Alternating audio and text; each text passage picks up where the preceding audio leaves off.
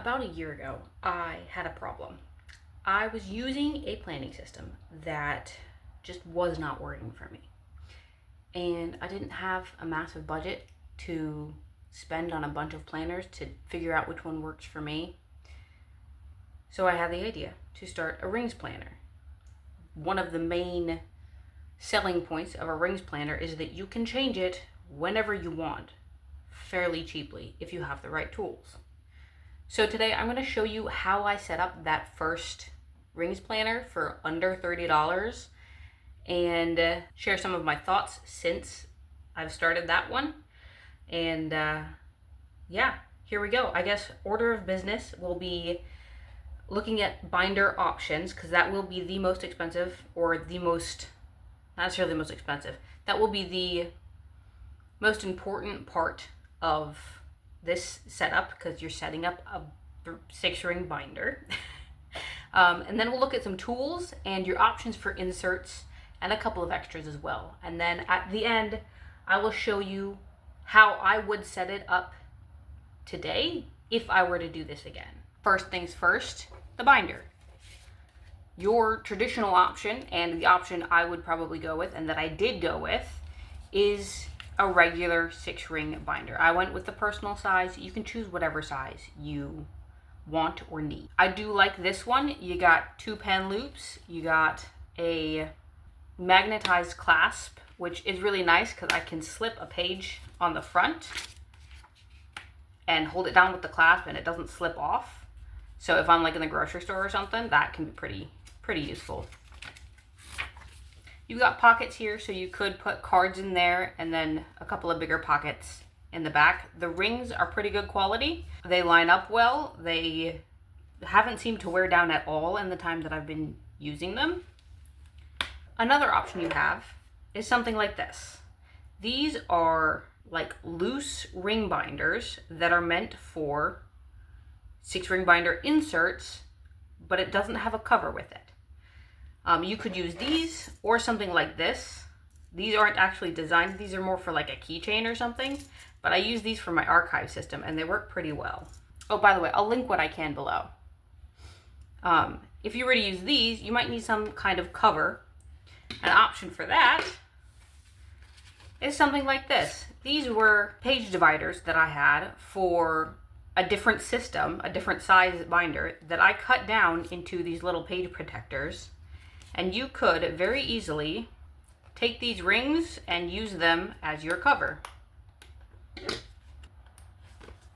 And voila, I have a pretty cheap little notebook cover here. Fit your pages in the middle. And one thing that's nice about this system is that I can flip it around behind itself like you do with like a spiral bound notebook. This is a great option, and again, pretty cheap. I use these for my archiving system right now, while I use the binder as my main system. Some other tools you will need is the 6-ring hole punch. If you get the 6-ring hole punch, this one was at under $20. I recommend getting one that is adjustable. This one does 5 or 6 different sizes. I like it a lot. It works quite well. Again, under 20 bucks. So if you get your binder and a hole punch and then you print your own pages, that'll work just fine. If you don't want to get a 6-ring hole punch, you can do this with a regular hole punch. Once we figure out how to hole punch our pages, we will also need a way to trim our pages if we are printing our own pages.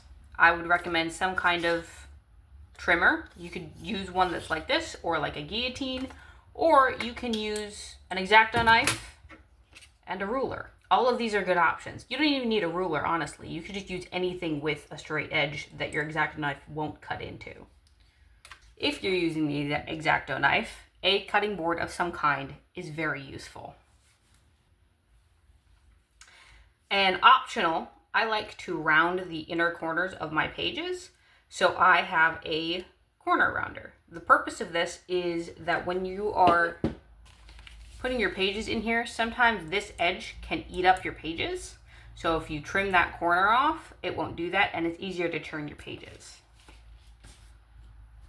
Now on to inserts. An optional but very nice addition that you can make to your binder is some kind of page protector. This, again, was a piece of plastic that was just laying around the house. And I cut it down to size and hole punched it. I rounded the corners, and I used this in the front of my binder to protect my pages. Another great option to have is some kind of page dividers. These ones are made out of scrapbook paper. I did a video on how I made these, and I will link it for you if you're interested in that. These have 3 tabs, and the back tab has a pocket included. Another unnecessary but nice thing to have is a little folder. Again, I made this in the same video as the tabs dividers, and I use this for any information that I don't want to accidentally flip to in my planner while I'm out and about. Things like passwords or contact information or whatnot I put in here. Another option for tabs is something like this. I had these tabs laying around. These are the same tabs that my little cover was made out of. And these were for a 3-ring binder, but I wasn't using them. So I decided to cut them down and put them in my rings planner. I've been using these to organize my archiving system, but obviously you can use them for wherever you need them. The second most important part of your system, or maybe the most important part of your system, is your inserts. If you're on a budget, you got a couple options for these. You could find somewhere that sells pre-printed inserts for a decent price, or what I did is I bought pre-cut and punched graph paper, and I used that at first. These are my pages that I started with. These first couple inserts are on Leuchtturm notebook paper that I had cut out of a notebook.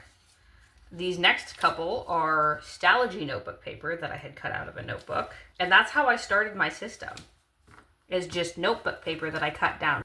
Another great option, if you have access to a printer, is to either design your own inserts or to find freebies online, which there are tons everywhere. Just search the size of your planner and freebies, and you'll probably come up with some great options.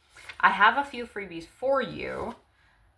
This one is a year at a glance with the holidays on the back side, and then a 12-month calendar, January through December 2026. These are all dated. I have a graph section on the side that you can use as a tracker, and then you have the days of the month. On the back side of this, actually, I suppose on the front side, so this is a month on 4 pages. On the front side is a place to write plans for this month. And then on the back side of your calendar is memories from this month. And then obviously going forward, this would be plans for February and memories for February, so on and so forth. I like keeping all 12 months in my planner at once. That way I can do any kind of forward planning that I need.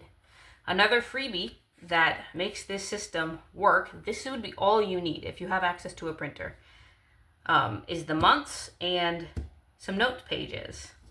These are pretty simple. It's just gray lines on a page and with a margin.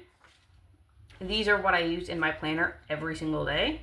Just write the date at the top and whatever needs to happen that day, or any notes or journaling or memory keeping.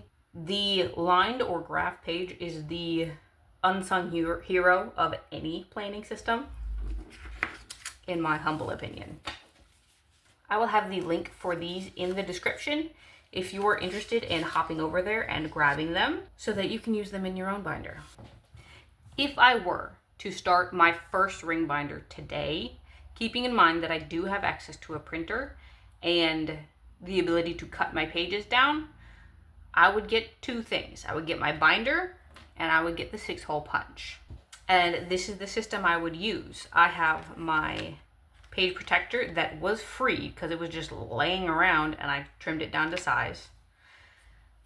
I would use this free year at a glance printable that you can find linked below, along with the rest of these printables. I would use these scrapbook paper dividers that I made. Again, pretty cheap because it was scrap paper I just had laying around. I would use this 12-month year on 4 pages freebie so that I have all 12 pages. I have space for plans and space for memory keeping. So when I'm archiving my pages, if I just want to keep these, I can do that. I would use my lined notes pages for my dailies. In my opinion, you really only need a monthly and a daily for effective planning. Sometimes a weekly spread is very nice to have, and sometimes it is necessary. But at the bare bones, this is what at least I need. And then I would use whatever pen I have laying around the house. And that's my system. This is under $30. To sum everything up, I think this is the kind of thing that has the ability to change the way that you live your life, which sounds dramatic, but that is the case. The beautiful thing about rings is that it is so versatile.